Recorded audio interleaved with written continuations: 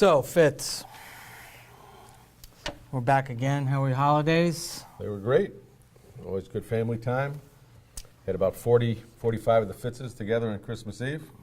Sounds like from our producer you didn't bring any ham with you. There was no ham. Okay. There was no ham. Just making sure. Never quite got to the Making the sure. menu. Just making sure. Yeah. So why don't we kick it off with what's happening tonight? What do you think about the first ever championship game? Tell me what your thoughts are in the game tonight. I think you better be ready. I don't think this is a time to go running off to making a sandwich in that second quarter or making that phone call to the office or anything. I think this is going to be a high-scoring affair. I mean, I think the line is something like 75, 75 and a half. I mean, that's a basketball line for the over-under. Yep. And I think they're going to score that many points. I really do. What about you? Yeah, I think we'll see how comfortable they are with the big stage. I know they both played good games in the semifinals, but I always question that ability. 75 points is a lot of points. Mm-hmm. But I honestly think Oregon's going to be way too much I think the speed is going to get to Ohio State. And I think it would be presumptuous to believe that quarterback from Ohio State can play at his age and really play 2 games in a row as good as he played the last game. And so I think in the second half, I think you're going to see Ohio State be worn down, and I think you're going to be, and I think Oregon's going to be our national championship. I think Ohio State will be prepared. I have a ton of respect for Meyer and his ability to prepare a team. Look what he did with Alabama. Against Alabama, basically, he tried to let the quarterback, which I think everybody believed was, the worst player of that group. He tried to let the quarterback beat us, and he couldn't. He had a terrible game. So I don't know. Give me your pick. And I picked Oregon State from day one back in the fall. I did pick Florida State. Oregon State's going to have a tough time winning tonight. Oh, did I say Oregon State? Yeah. Okay, I was getting They'll ahead have of a myself. tough time winning tonight. They probably won't. They might have a basketball game Well, that's tonight. what I was going. Yeah, I don't know why you interrupted me on that. They're a 3-point favorite tonight. Yeah. Oregon is they were my pick early this season, and that really hasn't changed. I did take Florida State in a previous show with the points, but I really thought Oregon is the team, and they're still the team to beat. It'll be interesting from the point is Ohio State's got a real dilemma. Not the fact that Oregon's going to score a boatload of points. That's going to happen. But do they want to take the air out of the ball? Oregon is probably going to get 40. They're going to probably get 40-plus points. And not look to, but I think they're going to get 40-plus points. Ohio State averages 40 points. Is it really going to be that big of a slugfest up and down? I really think Oregon may Ohio State may take the air out of the ball a little bit.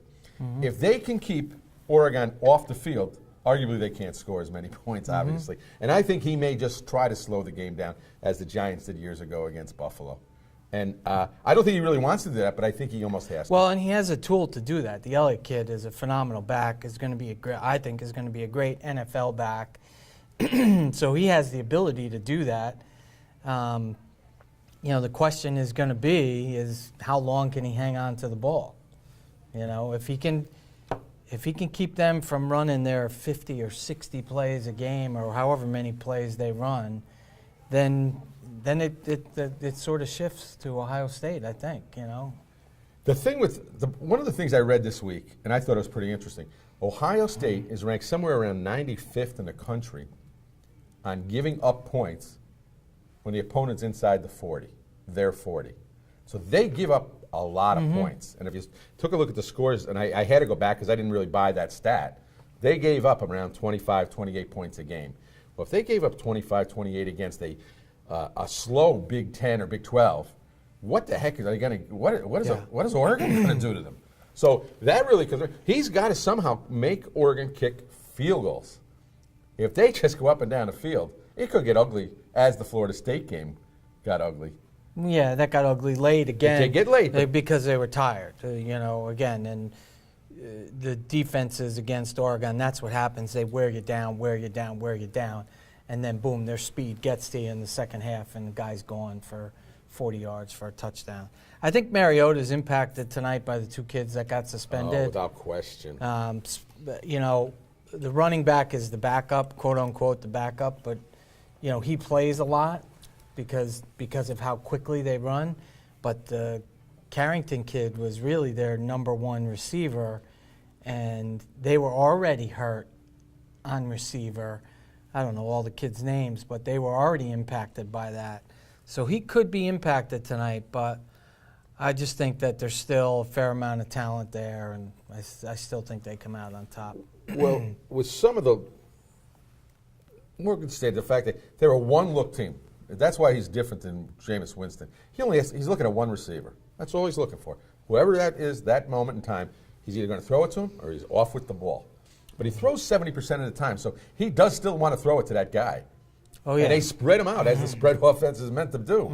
He gets them spread out. So almost everybody is a potential receiver in that wherever he looks at over the snap, who do I want to throw it to at this time? Yeah. I think he's going to score a lot of points. I think they're going to have a big game. Yeah. I just don't. As strong as Ohio State is, I think they give up too many points, and you just can't. You don't want to slug it out with this team. Yeah, and I just don't know. I mean, I know they score a lot of points, but remember that was with other quarterbacks, and I just don't know that they're going to be able to score as many points tonight because I just don't think that kid is. This is a big stage. I mean, everybody's watching this game tonight. There is, you know, unless of course you're going to turn and watch The Bachelor tonight. There's nothing else on. Well, I'll be. You'll be back and forth. I'll be back and forth, Okay, and I'm going to tape the good. game just in Yeah, case I. yeah. Because that Bachelor. I mean, come on. It's Oregon tonight. Yeah. They'll cover 6.5. I think they'll cover the 75. I'm not 100% sure they're going to get 75 points, but there'll be a boatload of points scored tonight. Pete marked that down. 2 of us agree on something, so we both think Oregon. Yeah, well, we're going to disagree. That quarterback can play. I got no problem with the quarterback. Yeah, he's for not Ohio going to State. tonight, though. There's our disagreement on that game. Yeah. So what do you think about, you know, in retrospect now, we're here at the playoff game. What do you think about the playoff system? You think they'll keep it the same? 4 teams, 8 teams, change it? I usually don't like to change when I usually get an opinion. I try to stick with it as much as I can. I was all over 8 teams from the beginning. I said they're going to go to 8 teams because this thing's been so successful. They're not going to 8 teams for a while. This was perfect. We talked about it all year long. I mean, fans, they got the right 4 teams. Everybody watched the 2 big games. They're going to have a huge number tonight. So they did nothing wrong. I don't know if they even want to add those games just simply for the length of schedule and the potential of injuries to the kids. I thought a little bit more about it over the last couple of weeks because of it. I still think the fans are going to cry for 8. I don't think we need it. I think this was absolutely perfect. They got the controversy. They handled it. They don't want to dilute the product. The controversy, you mean? Of all year Baylor. long, of who were the Baylor, top 4, TCU. top 5. So they got the controversy that they wanted. We talked about it all year long. I really think 8 teams might actually dilute it. I really do. I don't want to talk about the 9th team getting in. I enjoyed the 5th team getting in. Yeah, and I would have been wrong on Baylor. Well, we had that discussion. I don't think that the 9th team has any argument like the 69th team does in the basketball tournament. Which is my point. I don't think we need it. I just don't think we're going to expand. They probably will eventually, just simple money. Money's huge.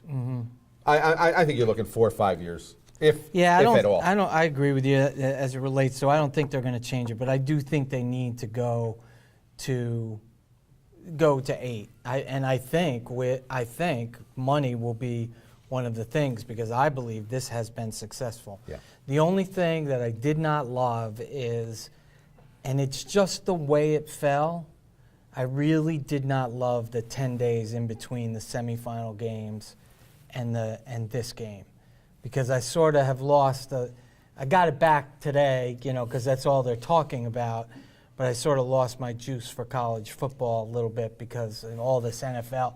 You had 2 weekends of NFL that interrupted, the college playoff, and so I realized a lot of it had to do with the fact that the first fell on Thursday, and they weren't going to go play Monday. No.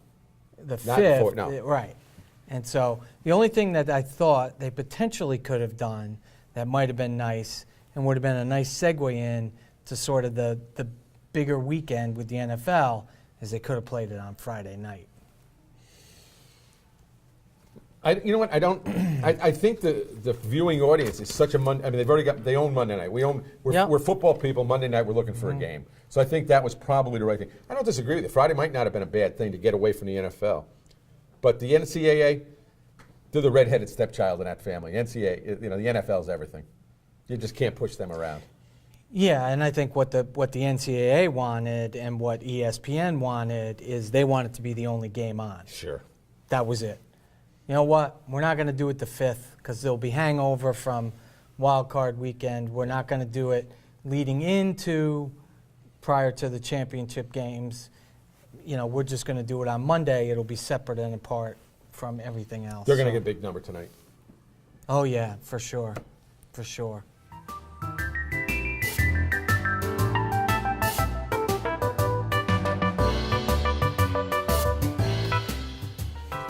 Jimmy, we were here a couple weeks ago, and this guy without a hat on, he didn't have a name. And mind you, I watched the show, and I will never be on assignment again. I'm begging you. I'm going to take that. I'm going to take I'll the never film, cut be a on piece of that out, assignment.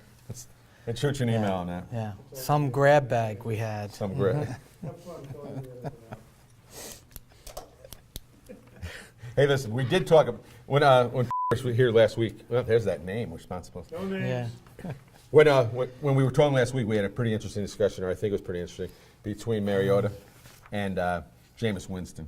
I was curious on what your feeling is between the two. Where do you think the future is for these kids?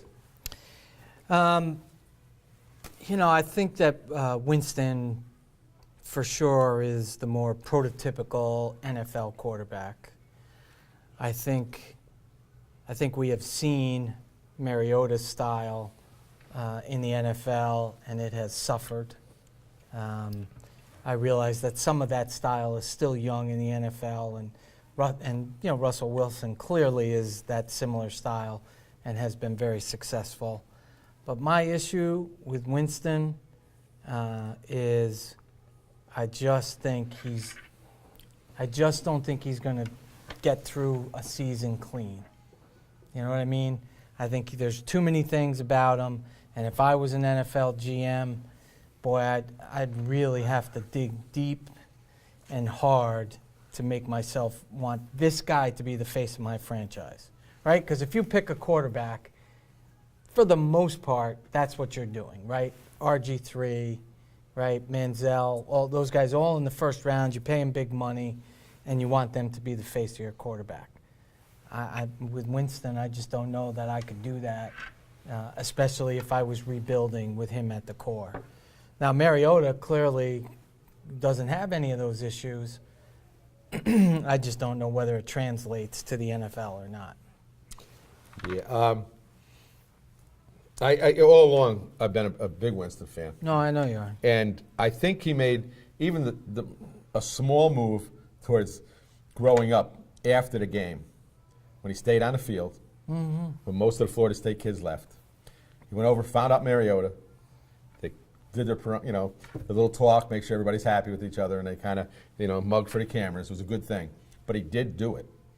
In the past, some of his actions would have said he'd have walked too. So I like that. I really do. I don't think it's even close because there's no way on earth. There's probably 3 or 4 of the other quarterbacks that are out there right now in the senior class I'd pick before Mariota. I just don't think that style's ever going to translate big in the NFL. Now you look at Philadelphia. Now they're winning games, but in the last 2 years they've lost 2 quarterbacks, Foles and Vic, to injuries by running it. I just don't think you can keep going through them one at a time. No, Now Winston is a little unique because he's got the big running game with Lynch, and he kind of runs when he has to or when he, so to speak, wants to. He's in charge. You mean Wilson? Wilson, I'm sorry. Yeah. Thank you for helping me tonight. Wilson kind of can do that when he wants to. And also watch him when he plays. He gets out of bounds instead of taking a hit. He doesn't. He's not one of these guys who's so proud, like, oh, I'm going to have. Look, those guys are going to take your head off, and he goes out of bounds and says, okay, I got my 4 yards. That's all I needed. I avoided a sack. It's funny, he talks about it too, though. He's a baseball player. So he got drafted. Yeah, yeah. And he's not afraid to slide. He knows how to slide. Yeah, yeah. Some of these guys, you look at, you say, geez, he doesn't know how to slide. He never Eli played baseball. Manning. You ever see Eli Manning slide? It's tough to watch. I think they're Tough going to to hold a watch. telethon for him sometimes. Terrible. I'm not sure how far Mariota's going to drop. I really think he's going to drop. I think he could be the third or fourth quarterback taken. I think you're going to get a great find for the kid. If you can grab him on a 16th, 18th pick, I think you win. But you just can't let Mariota. I just can't see him going early. And never see him going ahead of Winston. And I think Winston will be the first pick in the draft. I don't think so. I just don't know how somebody's going to make that kind of investment on this kid who's had all that trouble. I don't see that. I'll go back to a line I used 2 or 3 weeks ago. Whenever, if you're the GM and you pass on him, and the kid lights you up, the second or third team down, like Michael Jordan did in hoop, you're fired. You know what? If you pick him first, and he's picked up on the highway for DWI, you're fired as well. Depends what his record is. If they're 8-2, you're not fired. Oh, I don't know about that. I'm talking about right after you draft him. I mean, 2-3 years down the road. I mean, yeah, who knows? Maybe the kid matures a little bit. I'm not paying that kind of money to have a project. There's only 30 or 32 GMs in the world, and would you take Mariota in that spot? Or are you going to take an old lineman? Who are you taking in that spot ahead of Winston? I mean, who are you putting your job on? But I mean, that's a tough, because you don't know what you need. But would you right? I mean, if you needed an old lineman and you had Jameis Winston, your team stinks. You're getting first pick. So you need a lot of people. Would you pass on this kid? I would pass on him. Okay. I would pass on him. I would have him signed before I called his name out. I wouldn't be on the clock. Jim Fitzgerald, no, he's not on the clock. He said Mariota. Woo, woo, woo, No. woo, woo. Here come the cops. No. Yeah. No. It's all Winston. Yeah. All day, every day. Yeah.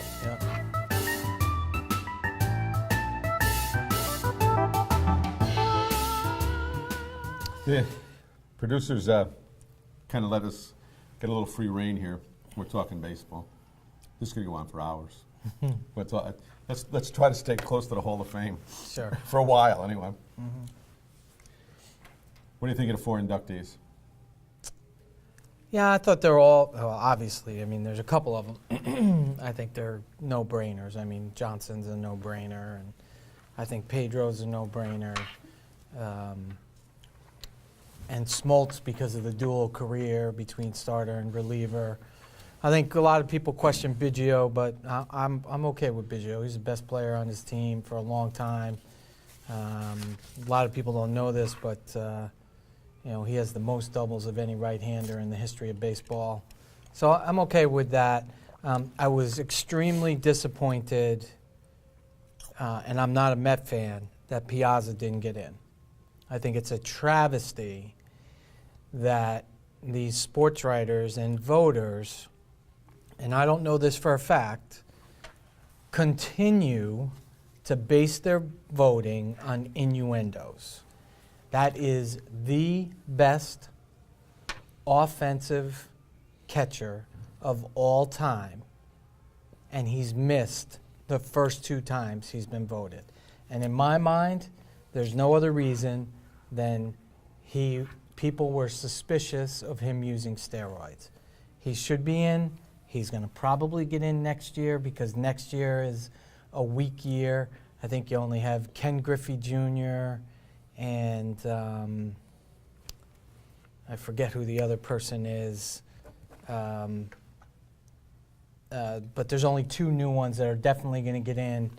And then I think, so I think he'll get in. And being a Yankee fan, it's not that I was disappointed, but I think there is some call for Mussina potentially at some point. I don't think he was deserving this year. I don't think he fits. But I think as the years go, I think you're going to see Mussina look better in the voters' eyes with 270 wins because you're going to have fewer and fewer 300-game winners, etc.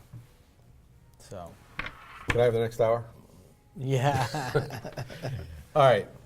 I was being nice and let you go. You just let me 'cause get in. I could go. I appreciate you letting me in. I had a feeling this might not happen. Yeah. All right, Biggio. I had to look him up. I think it's really an East Coast bias. I really didn't know how good he was, and I knew he had 3,000 hits. Yeah. And that's clearly an indicator that you probably should get some votes, and maybe a lot of them. I also saw that he had 1,000 extra base hits, and his slugging percentage is stupid. So I changed my mind on him. I knew he played center field or outfield. I knew he played first base, and I knew he caught. So that in itself was pretty good. Anyway, that's pretty epic to be able to be an all-star. He was really a catcher first. Then he went to first, then into the outfield. No. No. Then he went to second base. Second base. But yeah. He played. You know what? He played everywhere. He did play a bunch of positions, but that was one of the things as well, is he went from being a catcher to becoming a very good second baseman. I don't know that you'd ever rank him up there. Yeah, I was just going to say, I don't think he got any. I don't think he got any votes for his because he was any one of those positions per se. Mm-hmm. But I once I looked at the numbers, I gave the Hall okay. Yeah. I let him in. The guy I can't get in. I really can't get. I'm not sure I can get him in at all. I think it was Smoltz. Oh, come on. If you want some of these other guys like Mussina, Smoltz had 4 years where he was a relief pitcher, and that was because he was injured. The year before he started relieving, he was injured. He lost the whole year. So he had 4 years, and I looked because I wanted to know how many years he really was a relief pitcher. I just didn't remember his whole career. So he had 4 years after he was injured, and then he went back to starting. His last 7 or 8 years were a starter. Yeah. But he's got 200. Well, the first summer, I had to take the stats 240 wins as a starter and over 200 saves. Well, 150 saves. I'm not going to hold you on that. But you know what? I'm not big on saves. You get a 3-run lead, you come in and get 3 outs. Gee, that should be no. You don't get a save for that. That's not good enough for me. Well, those are the rules. Okay, but that's not. I'm not getting into Hall of Fame because I get 3 guys out in the 9th inning with a 3-run lead. I don't think there's any question that he's a Hall of Famer because of that split career, to be able to be arguably the best at both during a particular period of time. If he doesn't go to be a reliever, he probably playing on that team, he probably gets more wins than Mussina. He was a good pitcher, Jim. He was. You know what? Jim, he was. Then where are you with Andy Pettitte? Do you think he should be in? No.